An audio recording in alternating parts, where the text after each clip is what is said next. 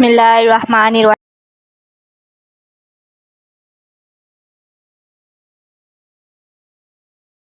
رسول صلی اللہ علیہ وسلم نے فرمایا، اے عورتوں کی جماعت، صدقہ کیا کرو اور کثرت سے استغفار کیا کرو، کیونکہ میں نے جہنم میں اکثریت تمہاری ہی دیکھی ہے۔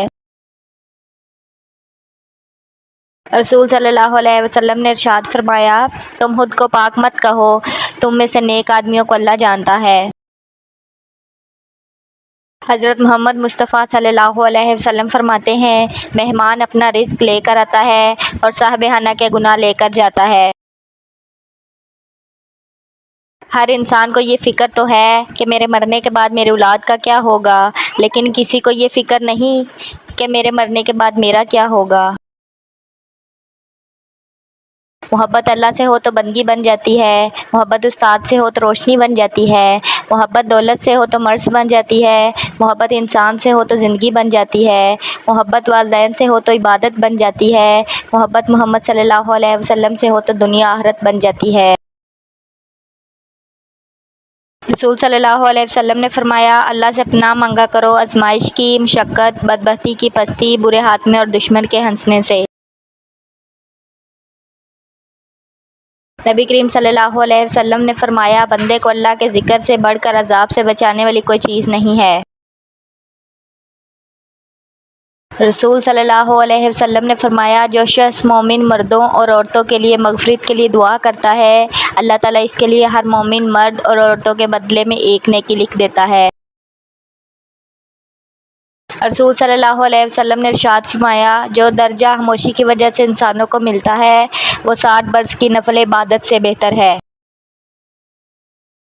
رسول صلی اللہ علیہ وسلم نے فرمایا، جس شخص کے دل میں رائی کے دانے برابر بھی تکبر ہوگا وہ جنت میں نہ جائے گا۔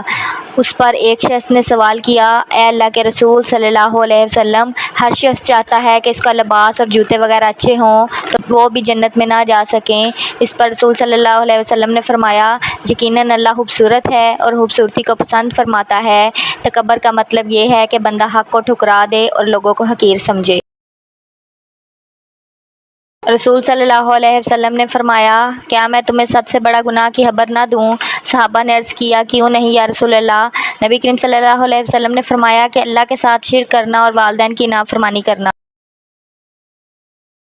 رسول صلی اللہ علیہ وسلم نے ارشاد فرمایا، خرید و فروخت کے وقت سچائی سے کام لینے اور ہر بات کھول کر بیان کر دینے والوں کے لیے تجارت میں برکت ڈال دی جاتی ہے۔ رسول صلی اللہ علیہ وسلم نے ارشاد فرمایا، سورۃ فاتحہ عرش کے نیچے والے خزانے سے نازل ہوئی ہے۔ ایک کامیاب انسان انہی پتھروں سے اپنی بنیاد بناتا ہے جو لوگوں نے انہیں مارے ہوتے ہیں۔ دنیا کا ہر شخص درد کا تجربہ رکھتا ہے، مگر پھر بھی انسان دوسرے کا درد نہیں سمجھتا۔ جاہل ڈول کی طرح ہوتا ہے، بولتا بہت ہے لیکن اندر سے خالی ہوتا ہے۔ منافق رشتوں سے آوارہ کتا بہتر ہے جو سامنے بھونکتا ہے پیٹھ پیچھے نہیں۔ چلنے والے دو پیروں میں کتنا فرق ہے، ایک آگے اور ایک پیچھے، مگر نہ تو آگے والے کو غرور اور نہ پیچھے والے کو توہین، کیونکہ انہیں پتہ ہے کہ پل بھر میں یہ بدلنے والے ہیں اور اسی کو زندگی کہتے ہیں۔ آپ کی آنکھیں اکثر وہی لوگ کھولتے ہیں جن پر آپ آنکھیں بند کر کے بھروسہ کرتے ہیں۔ فاصلے بڑھتے ہیں تو غلط فہمیاں بھی بڑھ جاتی ہیں، پھر وہ بھی سنائی دیتا ہے جو کہا بھی نہ ہو۔ رسول صلی اللہ علیہ وسلم نے ارشاد فرمایا، اللہ کی طرف سے دکھ ٹلنے کا انتظار کرنا عبادت ہے۔ رسول صلی اللہ علیہ وسلم نے ارشاد فرمایا، تم قرض لینے سے پرہیز کرو، کیونکہ ایک قرض رات کو غم کا سبب اور دن کو رسوائی کا۔ رسول صلی اللہ علیہ وسلم نے فرمایا، اللہ تعالیٰ فرمائے گا، ہر شخص کو دوزخ سے نکال دو جس نے مجھے ایک دن بھی یاد کیا ہو یا مجھ سے کسی مقام پر ڈرا ہو۔ رسول صلی اللہ علیہ وسلم نے ارشاد فرمایا، کامیاب ہو گیا وہ شخص جس کو اسلام کی ہدایت نصیب ہوئی، ضرورت کے مطابق روزی ملی۔ پوچھا گیا، جنت کتنی دور ہے؟ آپ صلی اللہ علیہ وسلم نے فرمایا، جنت 2 قدم پر ہے، پہلا قدم نفس پر رکھ دو، دوسرا قدم جنت میں ہوگا۔ نبی کریم صلی اللہ علیہ وسلم کا فرمان ہے، بلا شک انسان کا رزق اس کو موت سے بھی زیادہ شدت سے تلاش کرتا ہے۔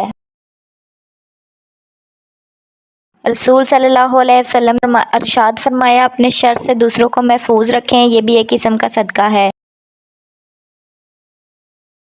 رسول صلی اللہ علیہ وسلم نے ارشاد فرمایا، جس نے بیمار کی حسب خواہش چیز اس کو کھلائی، اللہ اسے جنت کے پھل کھلائے گا۔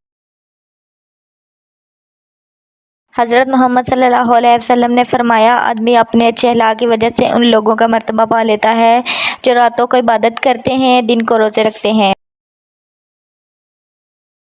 نبی کریم صلی اللہ علیہ وسلم نے فرمایا، باپ سے منہ نہ پھیرو، جس نے اپنے باپ سے منہ پھیرا اس نے کفر کیا۔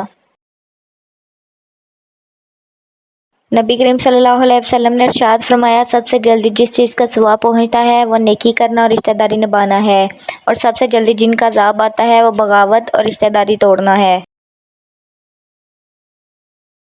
رسول صلی اللہ علیہ وسلم نے ارشاد فرمایا، اللہ تعالیٰ صدقے کی وجہ سے 70 بیماریوں کو دور فرماتا ہے۔ رسول صلی اللہ علیہ وسلم نے ارشاد فرمایا، اللہ کو سب سے زیادہ پسندیدہ کام مسلمان کو خوش کرنا ہے۔ رسول صلی اللہ علیہ وسلم نے ارشاد فرمایا، نکاح کرنا برکت لاتا ہے اور اولاد رحمت لاتی ہے۔ مجھے قدرت کے ایک عمل سے بہت پیار ہے، مکافات عمل۔ سکون سا آ جاتا ہے یہ لفظ سن کر کہ جو جیسا کرے گا ویسا بھرے گا۔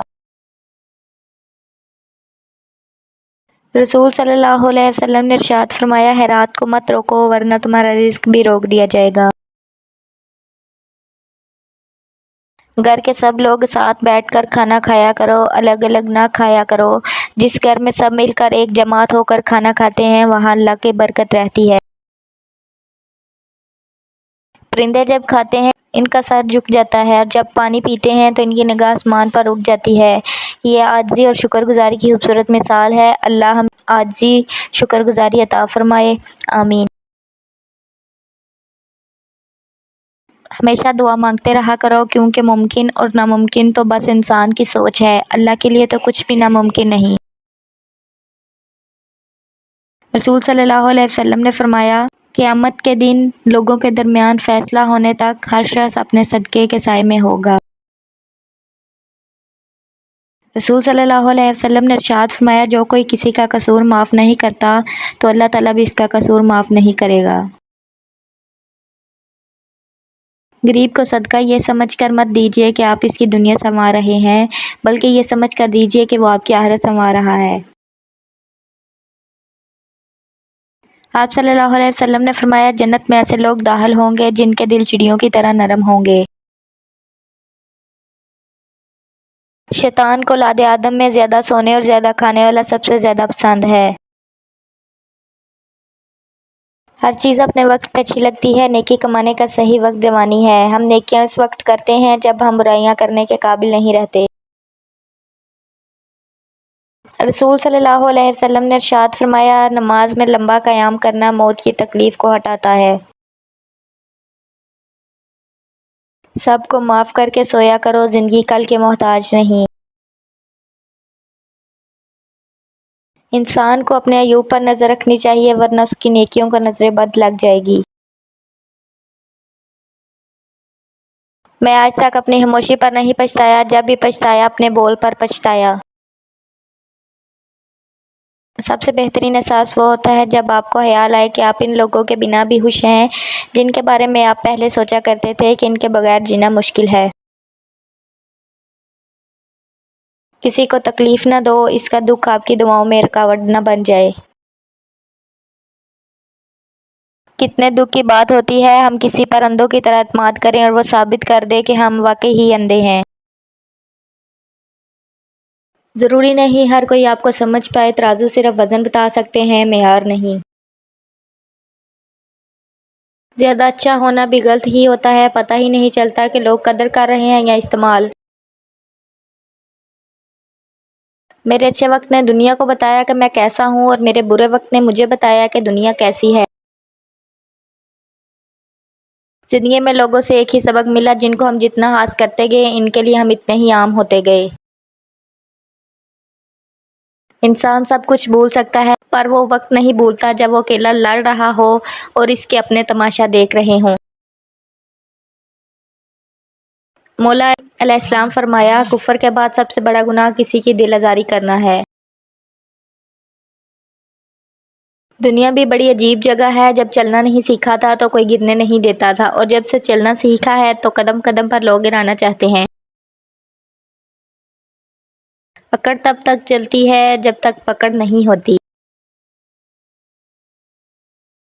لوگ نصیحت سے نہیں ٹھوکر سے سبق لیتے ہیں، کیونکہ نصیحت اکثر ایک کان سے داخل ہو کر دوسرے کان سے باہر نکل جاتی ہے، مگر ٹھوکر سیدھی دل پر لگتی ہے۔ بدعا صرف الفاظ نہیں ہوتے، جس کو دکھ دو اس کی آہ بھی بدعا بن جاتی ہے، اور رب بہت انصاف کرنے والا ہے۔ کبھی کبھی جو لوگ ہمیں بیوقوف سمجھ رہے ہوتے ہیں، دراصل ہم ان کی ہوشیاریوں کو نظر انداز کر رہے ہوتے ہیں۔ جو دو گے وہی لوٹ کر آئے گا، چاہے عزت ہو یا دھوکہ۔ کسی غریب کو تنگ مت کر، تیری طاقت پیسہ ہے، اس کی طاقت اللہ ہے۔ سجدوں میں گرنے سے پہلے لوگوں کو گلے لگائیں جو آپ کی وجہ سے اذیت میں ہیں، کیونکہ دل آزاریاں معاف نہیں ہوتی۔